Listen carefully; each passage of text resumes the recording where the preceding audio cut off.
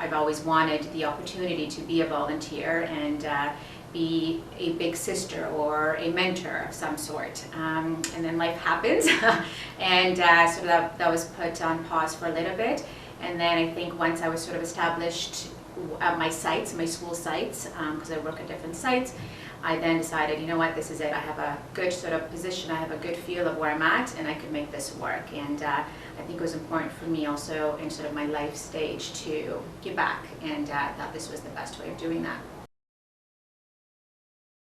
I met Brandon, my mentee, approximately 5.5 years ago. We do a lot of different things. We'll play many sports, from soccer to basketball, badminton, floor hockey, football, and then we bake cookies every 5-6 weeks, and he shares them around with the staff and his friends.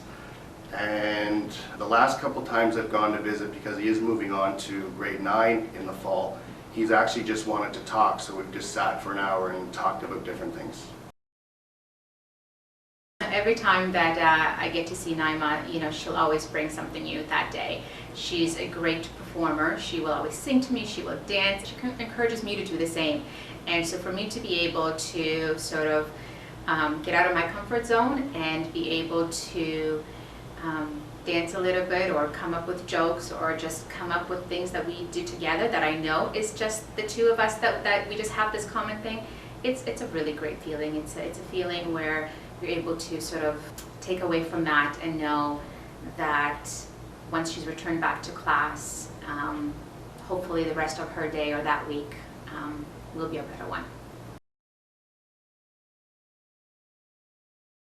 Since I think September, I've seen Naima just become more confident, and you know, when we kind of just have a casual discussion, she's able to talk to me about, you know, what's going on at school and if there's any issues with friends, and we're able to sort of work through that. And now when we sort of talk about similar situations, she sort of has the problem solved, and so she'll come to me and sort of tell me, you know, this is how I was able to solve that problem.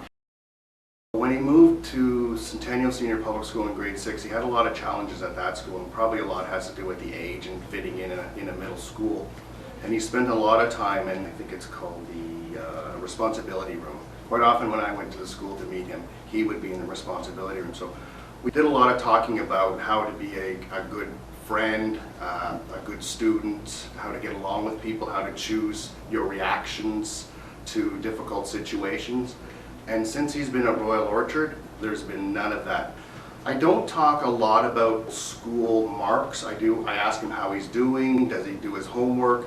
I'm there to not be the teacher, but to support the teacher a lot. So I do make sure that he knows school is very, very important, no matter where he ends up going in his future, and how important it is to be a good student and good person at the school.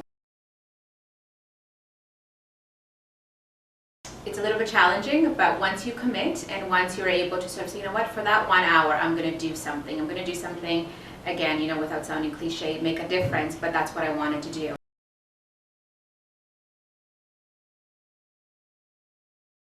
I think, again, working for an employer, that our business is education. And being a father of 4 sons, I found that to have an individual like Brandon, who obviously is in this program because of circumstances outside of his control, I feel that I've contributed in even a small way to hopefully him being successful wherever he decides to do, wherever he ends up. I've also decided to carry on with Brandon as a big brother outside of the in-school mentoring program. So that's one thing I've decided to carry on, to see if that can help throughout high school. I can say that, you know, my supervisors, both of them, were very encouraging to sort of have me follow through with this, because both of them did it at some point, and they just were able to tell me how rewarding they felt that it was. And I think that's great. When you feel the support and you know you can do it, then I think that's the best thing you can have. Tony Pontus, our director, annually, if not semi-annually, will send out a communication to all staff within the Peel District School Board saying how great this program is, supporting this program. You know, he's encouraging people to get involved with the program. So when you see Tony taking the time to do that, it's obviously very important to the Peel District School Board.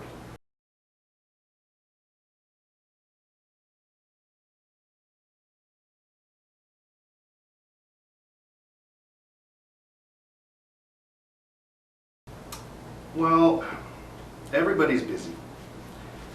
But if you can't take the time, if you can't take 1 hour a week to help a student, help an individual, then maybe our priorities aren't in the right spot. Because for 1 hour, and whether it takes me a bit of time to get there or leave, 1 hour is always a little bit longer than an hour because you have to get there. The benefits out of that I have seen Brandon grow from grade 3 to grade 8. And maybe I got lucky. I hope to think that maybe it was part of what I've done, but that's the message I can to give to my colleagues, to say it's a worthwhile venture and you can make a difference.